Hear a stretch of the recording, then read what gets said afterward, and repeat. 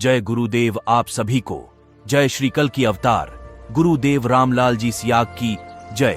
श्री गंगाई नाथ जी महाराज जिन्होंने अहेतो की कृपा गुरुदेव पर बरसाई, जिससे असंख्य साधकों के असाध्य रोगों का नाश हुआ।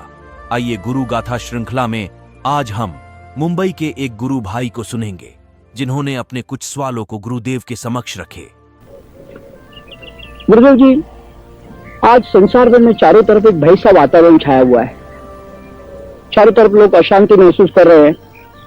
ऐसी स्थिति में संसार भर में शांति के लिए बहुत से प्रयास होते जा रहे हैं। बहुत से धर्मों के धर्मगुरु, बड़े बड़े संसार के दिग्गज लोग इस बात के लिए प्रयत्नशील है। ऐसी स्थिति में आपने भी जोधपुर से संसार में शांति स्थापित होने के लिए एक प्रयास चालू किया है।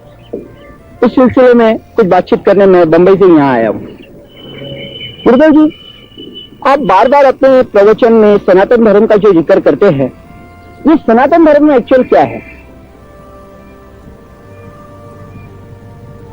देखिए, सनातन धर्म आज जो हिंदू धर्म चल रहा है उसका नाम नहीं है। सनातन धर्म का मतलब है कि मानव मात्र को ईश्वर की संतान मानना। वसुदेव कुटुंबकम की बात करता है हमारा दर्शन। वेद कहता है सर्वम खलविदम ब्रह्म।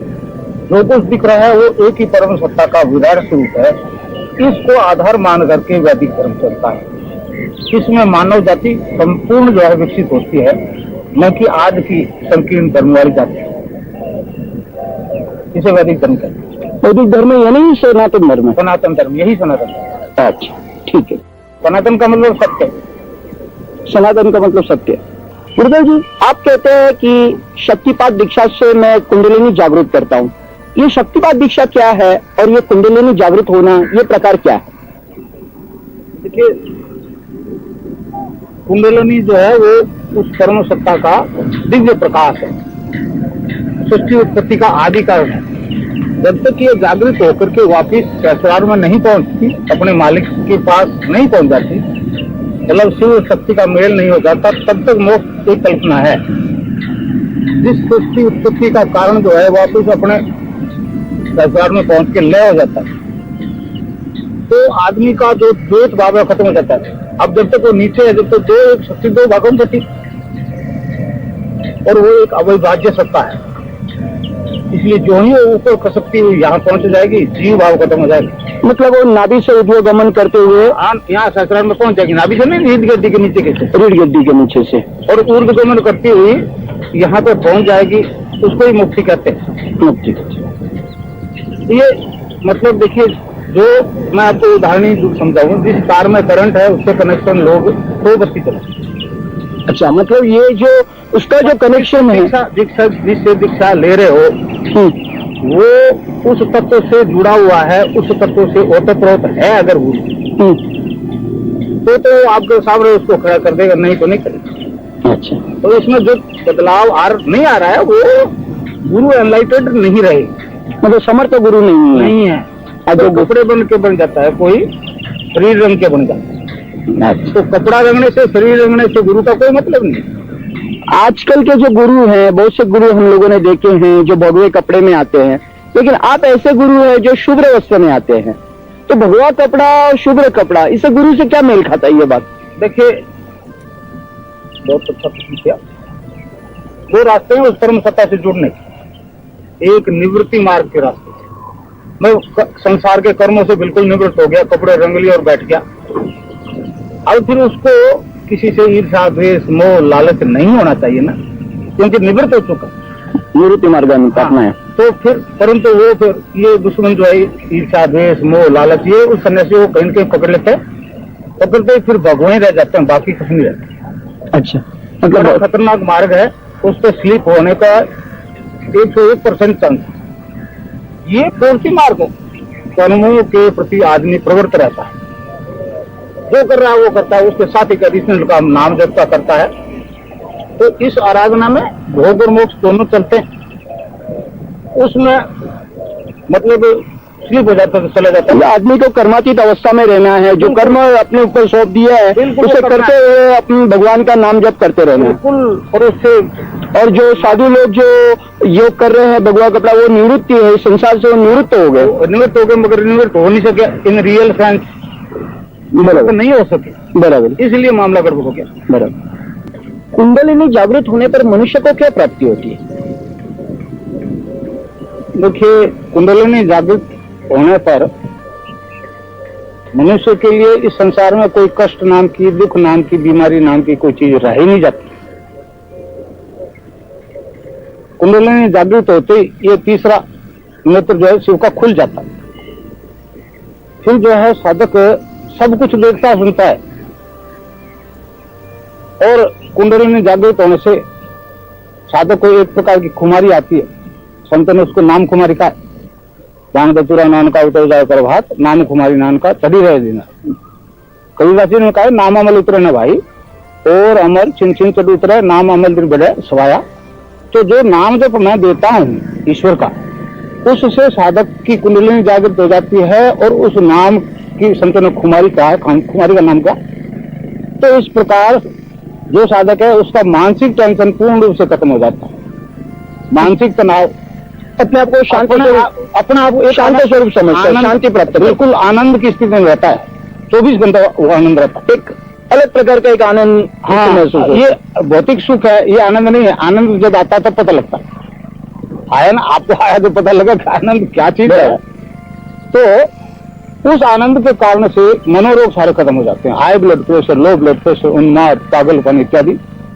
मेरे पास 2 केस ऐसे आए जिनमें इंसुलिन फेल हो गया था। शॉक्स के तो बहुत आए, मगर इंसुलिन के 2 केस आए, और इंसुलिन फेल हो गई। डॉक्टर्स ने कह दिया अब इसका कोई जवाब है नहीं, इलाज इस दुनिया में। वो अभी बिल्कुल पूर्ण स्वस्थ है। एक लड़की तो अभी फर्स्ट ईयर में पढ़ रही है, जिसको यहाँ के डॉक्टर ने कह दिया कि ये इस जीवन में तो काम नहीं कर सकती, अब वो पढ़ा रही है लड़कों। तो इस प्रकार मनोरोग सारे खत्म। मनोरोग अच्छा, सारे नशों से छुट्टी हो जाती है कुंडलिनी के जागृत होते ही। देखिए, मनुष्य की जाति बदल जाती है। 3 जाति के मनुष्य होते हैं, 3 वृत्ति। कौन सी 3 वृत्तियां? रजोगुणी, तमोगुणी और सतोगुणी। हमारे संस्कृत में भी कहा है। हाँ, संस्कृति में भी है। तो त्रिगुण में माया से सृष्टि की उत्पत्ति हुई। इस माया से अतीत है ईश्वर। तो ये शांत हो जाती है। जब उस माया अतीत से जुड़ जाते हो ना, तो माया के जो रोग है वो एकदम खत्म हो जाते हैं। जो ही मतलब रुद्र ग्रंथि शांत हुई, उसके खान पान जैसे सभी प्रकार के नशे, मीट, शराब, ये वो, मतलब अपने आप छोड़ के चले जाते हैं। मतलब धीरे धीरे आदमी की जो धीरे नहीं, ये कि तो हाँ, ये तो विधि वीक है, तामसिक वृत्ति शांत हो जाती है। तो आदमी सात्विक वृत्ति की तरफ हाँ, जाता तो है। सारे नशे छूट जाते हैं, अंदर से घृणा हो जाती है। अरे ये सबसे बड़ा मतलब आदमी हाँ, ये आज का विज्ञान बड़ा चिंतित है। और ये कैसे होता है ये बदलाव, मैं आपको बताऊं। स्वामी विवेकानंद जी ने अमेरिका में एक बड़ा अच्छा सेंटेंस बोला है। किसी अमेरिकन ने पूछ लिया जी स्वामी जी उपदेश दे रहे हो जी, आपके हमारे सौदा नहीं बैठेगा, क्योंकि आपके यहाँ तो सबसे पहले सबसे मांसाहारी, शाकाहारी, और हम तो सारी मांसाहारी हैं। तो समझ लीजिए कि चलते जवाब दे दिया, you need not to give up the things will give you up.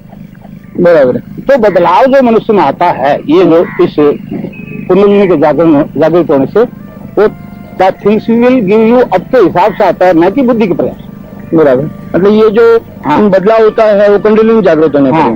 पर। और मतलब सभी प्रकार के नशे छूट जाते हैं, क्योंकि जो तमो गुण शांत हुआ, नशे छूट गए। नाम खुमारी के कारण से मनोरोग दोनों दूर हो गए।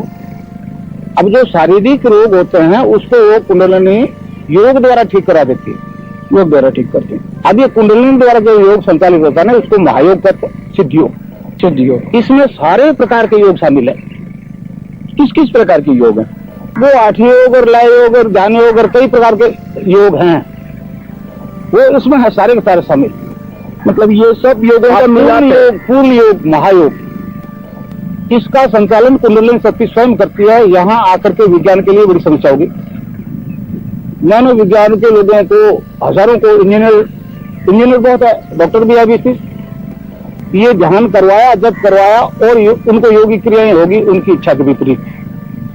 मतलब ये संचालन जो है कुंडलिनी अपना स्वयं करती है, वो साधक का शरीर, मन, प्राण, बुद्धि अपने स्वायत्त कर लेती है और फिर वो योगिक मूवमेंट सारा होता है। इसमें फिर आसन लगता है, बंद लगते हैं, योगिक मुद्राएं होती है, फिर प्राणायाम होता है, फिर साधक समाधिस्थ हो जाता है। समाधि स्थिति तक जो है साधक को कुछ नहीं करना पड़ता, और साधक तो केवल नाम जपता है जो गुरु ने दिया, तो ध्यान करता है, यहाँ बैठा, बाकी काम अपने ही आप होता है।